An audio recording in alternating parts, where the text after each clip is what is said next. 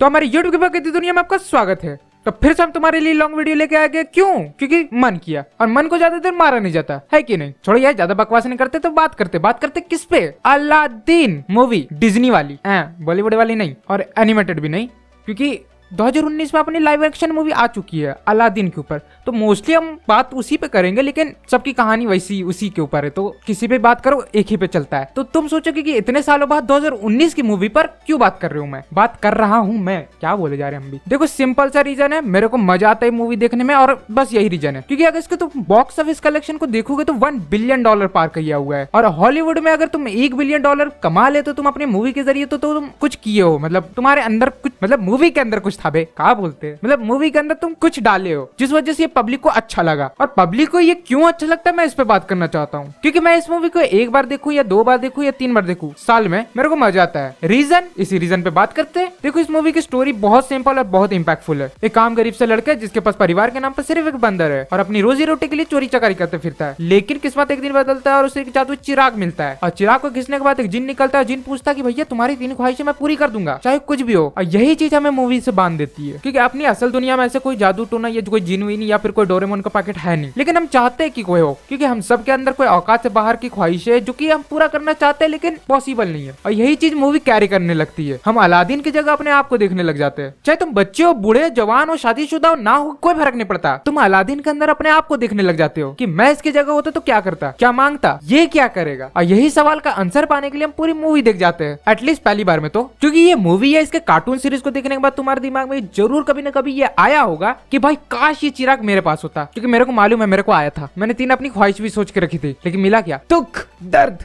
खैर टॉपिक पे आते हैं, और टॉपिक ये है कि तुम्हारे दिमाग में भी आया होगा, और यही मूवी का सेलिंग पॉइंट है। क्योंकि जब मूवी चल रहा होता है तब हमारे दिमाग में ये चलता है कि अलादीन अब आगे क्या करेगा, क्या मांगेगा। और जैसे ही मूवी खत्म होता है हमारे दिमाग में चलता है कि भाई हम क्या करते हैं और हम क्या मांगते हैं। और इसी रीजन की वजह से ये मूवी दिमाग के अंदर बैठ जाती है। एक अच्छी मूवी की यही तो पहचान है, उसकी स्टोरी हमारे दिमाग के अंदर बैठ जाती है। और अगर मैं दूसरे रीजन पे आऊँ कि ये मूवी मुझे इतना मजा क्यों देती है, तो भाई इसकी कॉमेडी। देखो मैं इसको हिंदी में देखता हूँ, डब में, क्योंकि इसकी हिंदी डबिंग बहुत सही है, और इसके जो जोक्स और पंचलाइन भाई तुमको फील होते हैं। चाहे तुम इसको 1 बार देखो, 2 बार देखो या 3 बार देखो ज्यादा वक्त में, क्योंकि एक जोक को 4 बार सुनेगा तो भाई एक टाइम पे वो डाल हो ही जाएगा। लेकिन मुझे इस मूवी के अंदर ऐसे बहुत कम फील होता है, क्योंकि इसकी हिंदी डायलॉग राइटिंग भी बहुत सही है। और अपने विल स्मिथ भैया के जीनी का तो बात ही कुछ और है, क्योंकि इन्होंने पूरी मूवी के अंदर इतनी मस्त एक्टिंग की है कि मैं क्या ही बोलूं। और अपने अलादीन और जीनी के बीच का कॉन्वर्सेशन ही तो पूरी मूवी की जान है, क्योंकि जब अपने जीनी चिराग से बाहर आता है तभी से तो मजा शुरू होता है। लेकिन अगर तुम इस मूवी को ध्यान से देखोगे तो तुम्हें पता चलेगा कि इस मूवी में अलादीन से ज्यादा लगी पड़ी अपने जीनी की है। लेकिन भले इस मूवी में सबसे ज्यादा फनी कैरेक्टर अपना जीनी है, लेकिन सबसे डिप्रेस कैरेक्टर भी अपना जीनी है। क्योंकि अगर देखा जाए तो अपने अलादीन की ख्वाहिश क्या है, लड़की, लेकिन वहीं अपने जीनी की ख्वाहिश क्या है, आजादी। इंपॉर्टेंट क्या है। और अगर दोनों की जिंदगी को भी कंपेयर किया जाए तो भले ही अलादीन ने छोटी और उतनी अच्छी जिंदगी नहीं जी हो, लेकिन अपनी जीनी जितनी बुरी भी नहीं जी है। क्योंकि भले ही अपने अलादीन के पास कुछ ना हो, लेकिन वो अपने लिए कुछ भी कर सकता था। लेकिन वहीं अपनी जीनी के पास सब कुछ होते हुए भी वो अपने लिए कुछ नहीं कर सकता था, क्योंकि वो अपने आका के हुक्म का गुलाम था। और लोग उसे हजारों सालों से चिराग से निकालते, अपनी विश पूरी करवाते, विश पूरी होती उसे वापस कैद करके छोड़ देते। क्योंकि कोई भी हमें ऐसे यूज करके छोड़ता है तो हमें इतना बुरा लगता है, लेकिन यही चीज अपने जीनी के साथ हजारों सालों से हो रहा है। और ये जब चिराग के अंदर जाते तो इसके साथ बात करने के लिए कोई नहीं होता, इसे सालों साल चिराग के अंदर अकेले रहना होता है। और ऐसे अगर हमें कोई 2 दिन के लिए भी रूम के अंदर छोड़ देना, तुम वैसे डिप्रेशन से मर जाए।